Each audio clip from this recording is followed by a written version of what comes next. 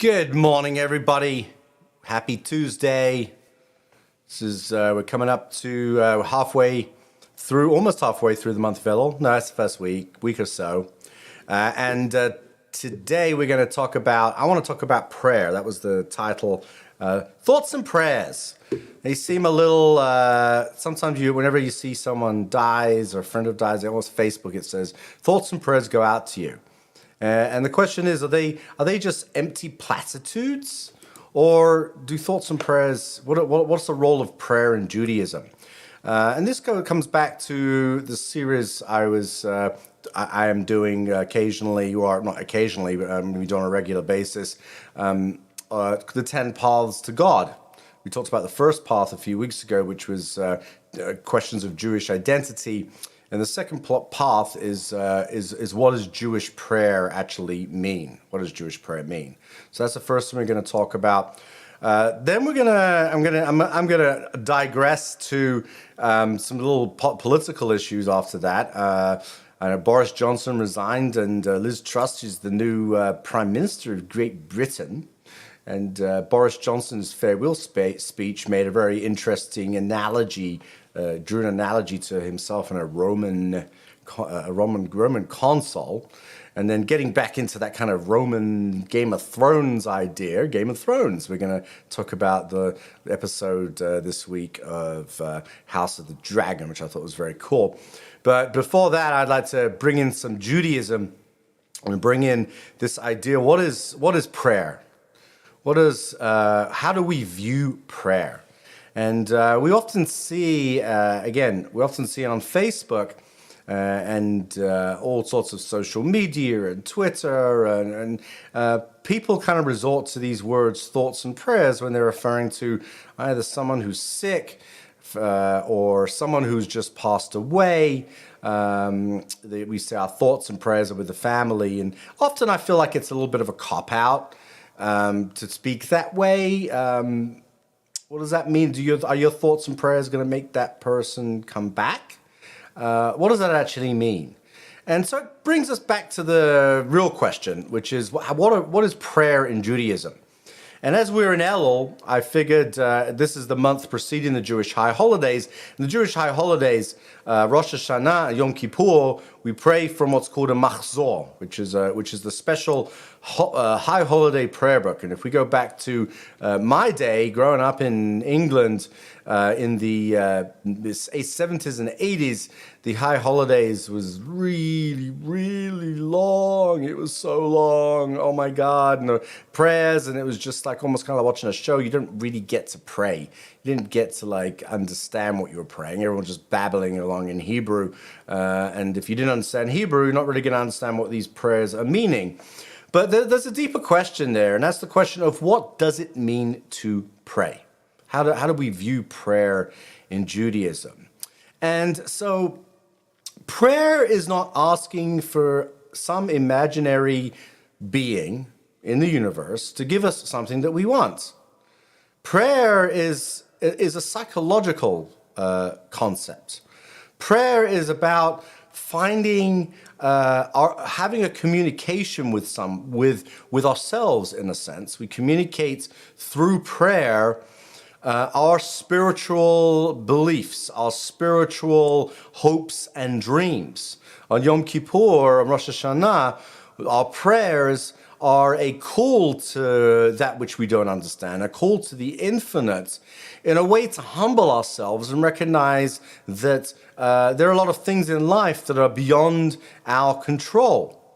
And so for prayer on that personal level, we look for things that are, we try to understand that which is not in our control, and take things on a matter of faith. We cannot control that which we don't, if we have a horrible diagnosis, right? So we can imagine the end of that diagnosis. We can pray for some miracle that we are going to survive, but whether we're going to survive or not does another matter. But what we can do is we can learn how to pray, how to create a state of mindfulness for ourselves where we are able to deal with those certain inevitabilities, or not even inevitabilities, things that we cannot predict in the future.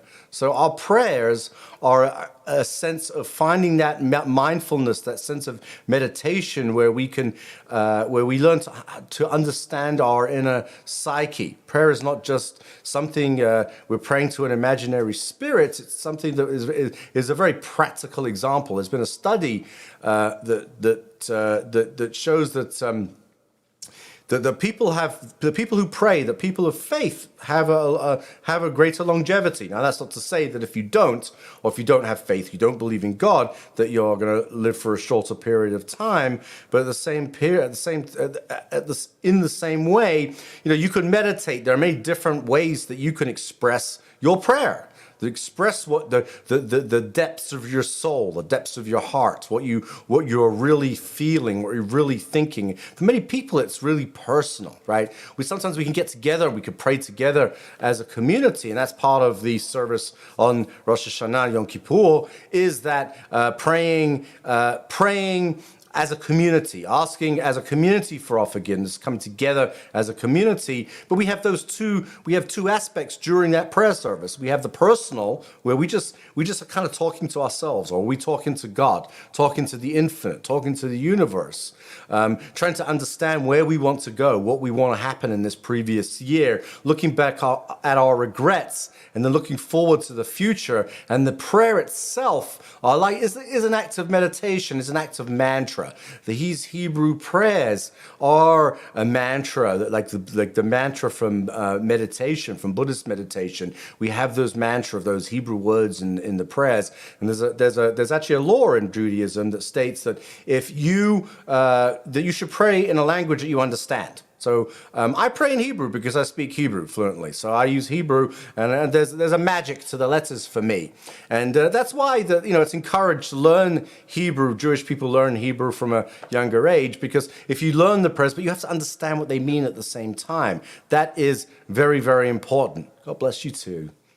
That is very important to learn, understand what you're praying, understand those prayers understand the words that you're saying. And sometimes we don't understand the words that we're saying in English either. What do they mean to us, right? But when we pray in Hebrew, there's another level, right? We get into, especially if you're interested in Kabbalah, we can talk about that. We'll talk about, my friend Clark Suter wrote on Facebook, you're going to talk, it wasn't Clark Suter, it was Scott.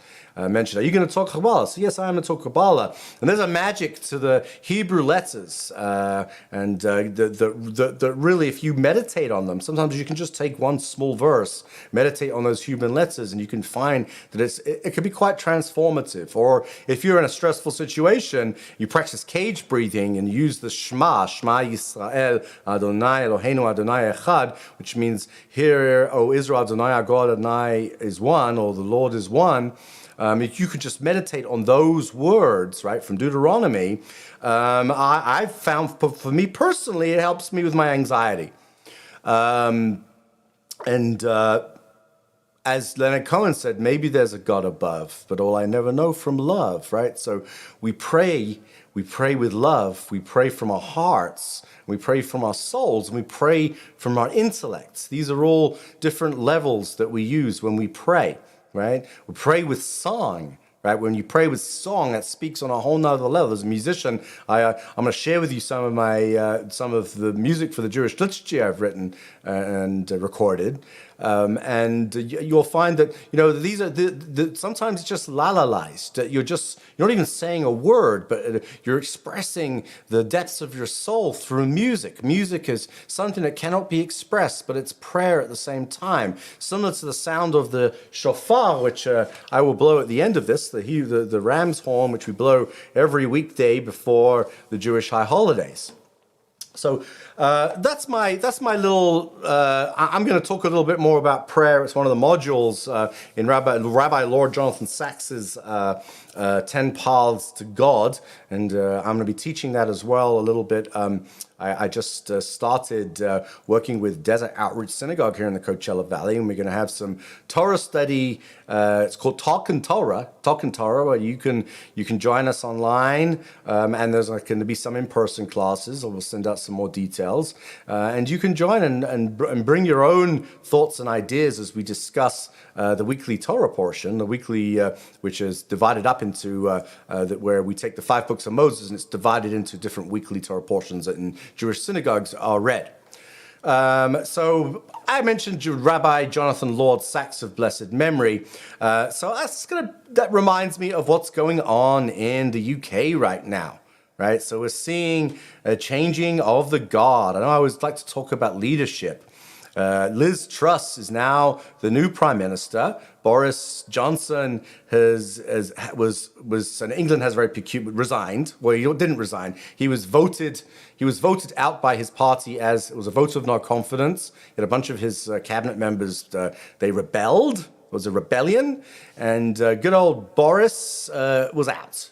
And then there's a whole process that happens where in the UK so we don't directly vote for a prime minister in England. The prime minister is just the leader of that party. So now we have the 3rd female prime minister in British history, Liz Truss, who's taking on a very difficult situation. Economy, energy prices because of the war in Ukraine, it's hit the UK a lot harder. So she's coming in. She's got a lot on her plate to come in.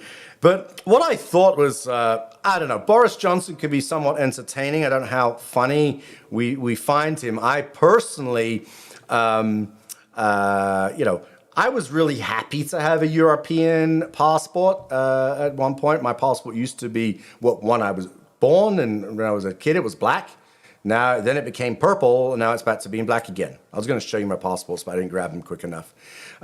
But there's something that I thought was really entertaining about Boris Johnson, right? He's quite the character, right? I don't live in the UK anymore, so I am not going to get into that argument whether or not I think Brexit was a good thing or a bad thing for Britain. But at the same time, Boris Johnson can be quite the character, and so the way it works in the UK is when an outgoing prime minister has to go to the Queen, usually go to Buckingham Palace. This time they had to schlep all the way up to Balmoral Castle in Scotland, right? So I don't know. They say it's because the Queen, she's 96 years old. God save the Queen. God bless her. May she live, for another. I don't know. It's for all family, whatever. But the Queen's kind of cool. But she made them all schlep up to Balmoral, and so Boris Johnson, on his way out, he talked about. He compared himself to Cincinnatus. So who the hell is Cincinnatus, right? He's like, I looked it up. So Cincinnatus, actually George Washington was compared to Cincinnatus. He was this Roman consul for a very short period of time, and he left his plow during a very difficult time for Rome, and he came back and he helped get Rome out of this difficult situation. And then he went back to his plow. And so Boris Johnson said, like Cincinnatus, I am returning to my plow. But what's interesting and controversial and funny about what Boris Johnson said, or maybe not so funny, and we can maybe draw some parallels to Bibi Netanyahu in this sense. But so Cincinnatus, well, yeah, he did go back to his plow, but then later on came back and started a whole bunch of shit, right? So Boris Johnson's saying, well, I'm just going to go back into my little corner somewhere and hide away. Yeah, I'm not so convinced, right? I'm not so convinced. But Liz Truss has she's got a lot to deal with, especially in terms of the British economy. A lot of people are hurting in England. Whether or not she can get us out of it, just Brits. But I live in the United States, so again, I'm not going to say us for this case, even though I am a Brit. I don't vote in the UK elections, or maybe I can. I vote in the American elections. If I lived in Israel, I would vote in the Israeli elections too. But I just vote here. I'm not going to talk about who I vote for here. That's between me and the God that I pray to, my God, the God of Abraham, Isaac, and Jacob. And talking of Games of Thrones, we're going to go back. We're going to go to the. I saw last night. My wife and I watched the third episode of Game of Thrones. And we have these wonderful analogies. It was a kind of a cool episode. They're trying to cram a lot. This is a problem I think Lord of the Rings had as well. But I think the writers of Game of Thrones handled it in a different way. Instead of just kind of this slow kind of plodding along, they made a time jump of about 3 years from when Rhaenyra, who was named heir to the throne, right? Because the Daenerys, he couldn't have a male child, right? That's a whole comment in society right there. But and they jumped 3 years, and they did it in such a way that they did it with just a few scenes, and I thought that was brilliant. It was a brilliant act of storytelling in that you can cover a period of time, because after all we're talking about how the Civil War broke out. If you're a Game of Thrones fanatic, or you just wiki, or what happens, who's this one, who's Agent, who's Aegon, correct me if I'm wrong. So Aegon's her little brother, and if you wiki it, we know that he's gonna eventually there's gonna be a big civil war, and we know that there's a generational civil war that happens until we get, this is the prequel. But it's really interesting how you see the characters' development. Matt Smith's character, Daemon Targaryen, otherwise known to me forever as the Doctors. Yes, spoiler alert, Kayla, I love you, my daughter. I thought you saw it. You told me you saw it yesterday. Spoiler alert, everybody who hasn't seen it yet. But what I do want to comment on is one very interesting aspect, and that was there's this one scene where there's a war going on, and all the nobles are sitting down like this is so for everybody else, I know, dear, where you gotta love adult children. I'm not gonna go there. Anyway, so there's this beautiful scene where this lady, she's sitting there with her pug dog, and I love pug dogs because my dog is a mix of a pug and a Manchester Terrier. We call him a tug. He's a tug. This was a real pug, and Chester was watching the show with us and saw the tug, and she's complaining and she's going, "Oh, why can't you do this and da da da da da da da da da da da da?"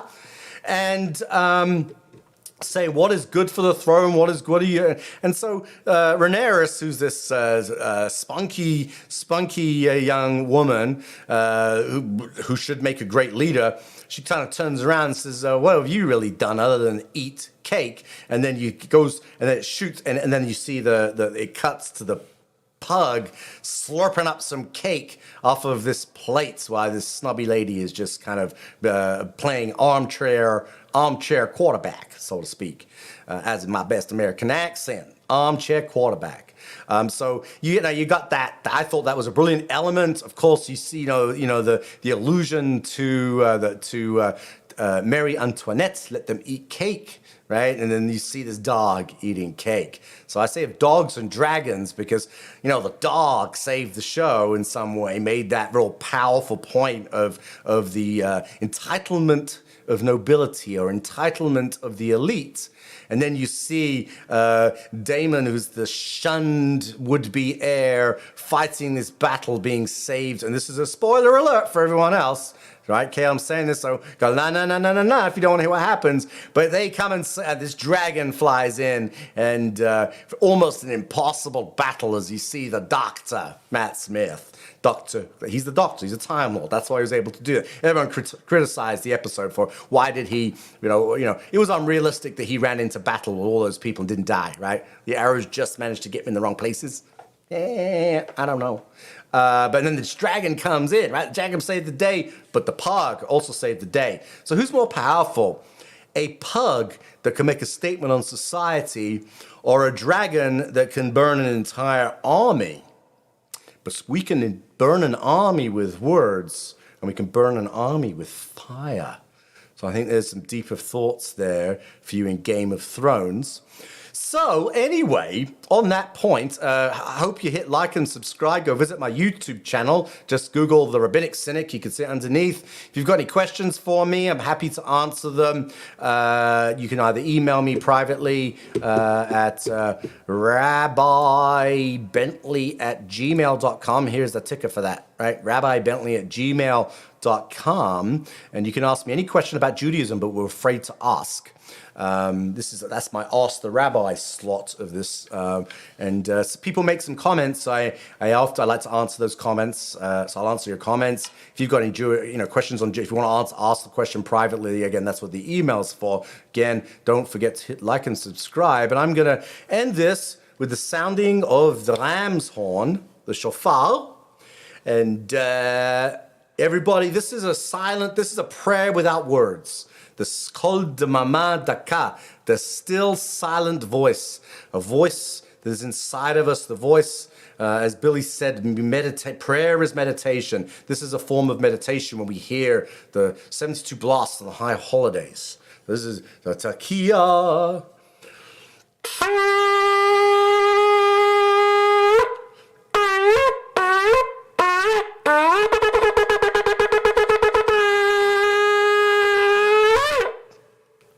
Everybody, have a wonderful week, a beautiful Tuesday, and enjoy the rest of your day. Live long and prosper.